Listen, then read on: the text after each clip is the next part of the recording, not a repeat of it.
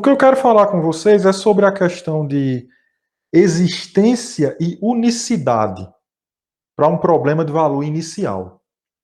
Considere, por exemplo, esse PVI aqui. dy dt igual a f de ty, y de t0 igual a y0, que é a condição inicial. Gente, nem sempre esse problema tem uma única solução. Vamos analisar esse PVI aqui. Bom, y igual a zero é solução, vou chamar de asterisco, Além disso, dy dt igual a raiz de y, aí fica dy dt. Aqui é a mesma coisa que você pode fazer assim, ó. Y elevado a 1 meio, né? Então aqui você vai multiplicar por y elevado a menos 1 meio. Aí fica 1, né? Aqui. É uma equação separável.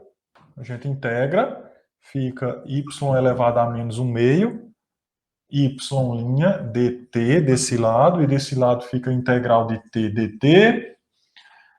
Isso aqui você sabe já que é dy, então fica a integral de y elevado a menos 1 meio dy, igual a integral de t dt. Essa daqui vai dar assim, a primitiva disso, né? 2y elevado a 1 meio igual a t quadrado sobre 2 mais uma constante. Tá bom? Ou seja, fica assim, y elevado a 1 meio igual, aí vai ficar aqui a t ao quadrado sobre 4 mais, aí vai ficar c sobre 2, que ainda é uma constante, né? Aí você eleva tudo ao quadrado, aí fica assim, né? Elevar ao quadrado aqui e aqui, aí vai ficar assim. Agora vamos ver a questão da condição inicial, não é? y0 igual a 0 implica ali que você vai ficar com 0 igual a 0 quadrado sobre 4 mais uma constante aqui ao quadrado, e isso implica que a constante é igual a 0, né? Portanto, y de t igual a 0 e y de t igual a... Quando c for 0, fica t à quarta, né? Perdão. Aqui era 1, né? Eu copiei t de onde? Aqui é 1. Então, se é 1, aqui é somente t, rapaz. Aqui é t, né? Só que fica t sobre 2. Aqui fica t sobre 2. Fica assim. Pronto. Então, quando c aqui é 0, né? Aqui continuaria dando 0, que ficaria 0 sobre 2. Mais uma constante ao quadrado, então a constante é 0. Aqui fica t sobre 2. Né? Só que está ao quadrado, então 2 aqui e 4 aqui. Então, essa função é solução desse PVI. Observe que y de 0 é 0. Mas só que a solução nula também cumpre essa condição aqui, inicial. Portanto, esse PVI tem duas soluções. A solução nula e essa solução aqui. Ele tem essa solução aqui, que é a solução y igual a t quadrado sobre 4, e tem essa daqui, ó. Essa daqui é y igual a 0. Todas as duas soluções passam pelo ponto 0, 0, que é a condição inicial. Mas só que no estudo de equações diferenciais, é muito interessante quando você consegue garantir que alguns problemas têm solução e essa solução é única. Eu acho que vocês já perceberam em alguns exemplos que a gente estudou por aí, que isso acontece muitas vezes, na maioria dos casos, né? Então, o que foi que aconteceu com esse PVI que ele não deu solução única? Vou mostrar para vocês um teorema que vai responder isso. Teorema 1, teorema de existência e unicidade. Considere esse problema de valor inicial. Se essa função que aparece aqui, f de ty, e a derivada dela em relação a y, então se essas duas funções aqui são contínuas em um retângulo inicial, né? Ou seja, contém o ponto t0 e y0, então o nosso PVI tem uma única solução em um intervalo contendo t0. Então descobrimos qual foi o problema, né? O que tem que acontecer é, essa função é contínua e a derivada dela em relação a y também. Essa é contínua e essa derivada parcial também é contínua. Mas contínua aonde? Num retângulo contendo, nesse caso, era o ponto 0, 0. Veja, nós temos que analisar neste ponto aqui. Que ponto é esse? Esse é o ponto 0, 0, onde essa primeira coordenada é t e essa outra é y. Muito bem, então neste caso aqui, você tem uma curvazinha assim.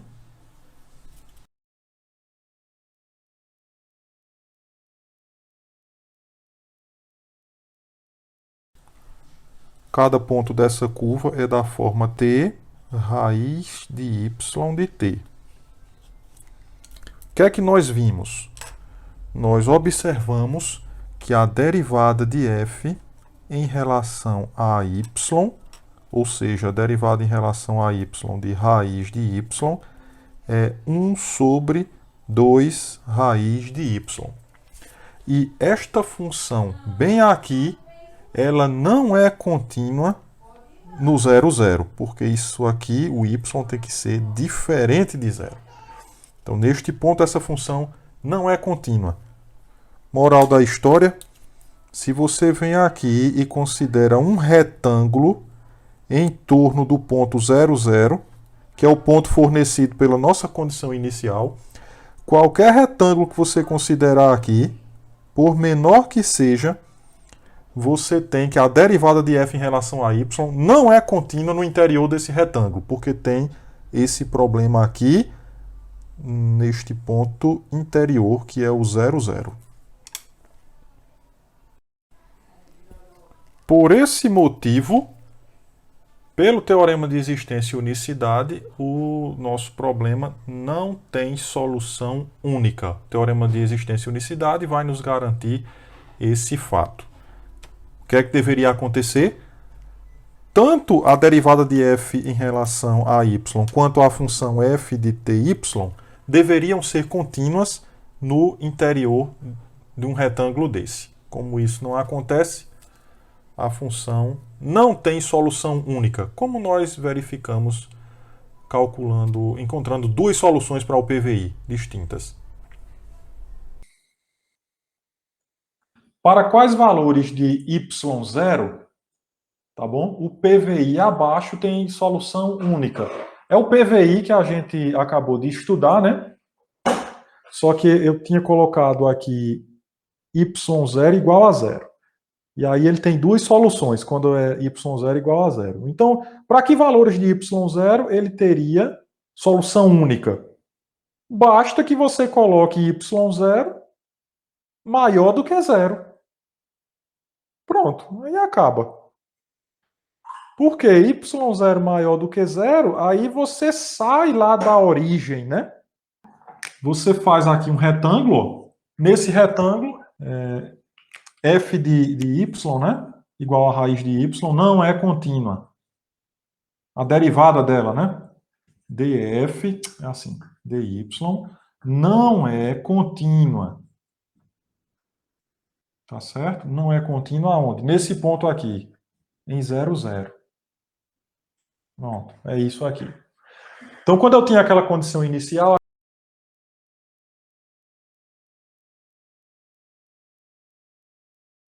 mas aí se você pegar qualquer outro ponto com y maior do que 0, você pode pegar um ponto ó, aqui, ó,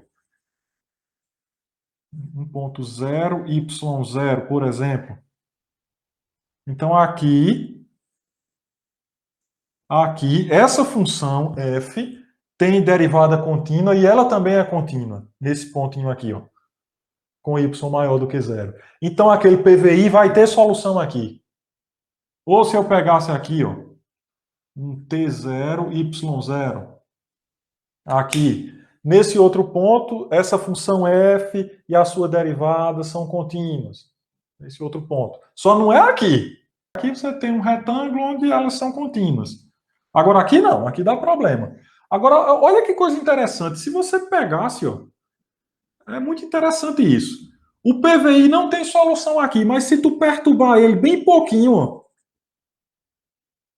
um 0, y0, bota bem pertinho aqui, você consegue um retângulo bem pequenininho, não é? Onde essa função ela é contínua e a sua derivada também. Então ele não tem solução aqui, mas você se afasta bem pouquinho desse ponto, o PVI começa a ter solução única. Né? Quer dizer, não é que não tem solução, aqui tem duas, né? Nesse ponto, o PVI tem duas.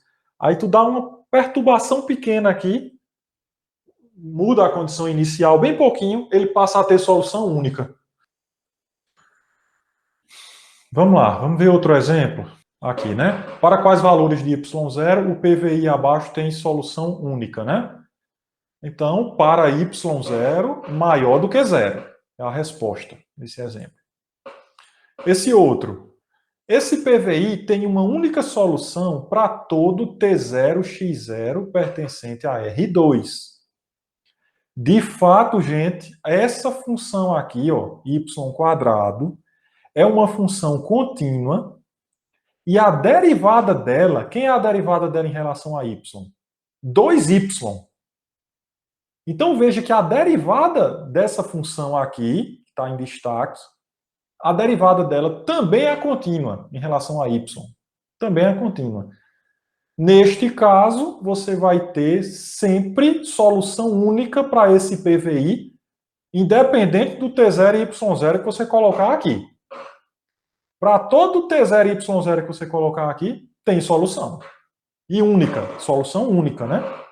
Agora, me ocorreu aqui uma coisa interessante para a gente falar desse PVI aí, com y². Veja, esse camarada, ele tem solução única para todo T0, Y0 em R2. Significa que se eu colocar aqui 0, 1, esse problema tem solução única. Se eu colocar aqui 1, 3, ele tem solução única. E assim por diante. Qualquer coisa que eu botar aqui dá solução única para esse problema. O que não quer dizer que essas soluções que você vai encontrar estão definidas em toda a reta real. Por exemplo, coloque essa condição aqui. 0, 1. Resolva. Você vai chegar que y de t é igual a menos 1 sobre t menos 1. Sobre t menos 1. E aí, o intervalo de definição disso aqui é t menor do que 1. Então, esse PVI, ele tem uma única solução, tá certo? E essa única solução, ela é definida em algum intervalo. Nesse caso aqui, particular, o intervalo de definição foi esse daqui. Esse intervalo de definição da solução, ele não é dado pela equação. Você olha para a equação e você sabe que tem solução única, mas você não sabe o intervalo onde ela está definida. Apesar de que você diz que tem solução para todo T0, Y0, né? Apesar de ter solução para todo T0, Y0 na condição inicial, isso não dá o direito de eu dizer que as soluções estão definidas para todo T. Porque eu estou falando aqui da condição inicial. Então, para todo T0, tem solução única. Tá, mas essa solução tem um intervalo de definição. que pode ser os reais, mas pode não ser.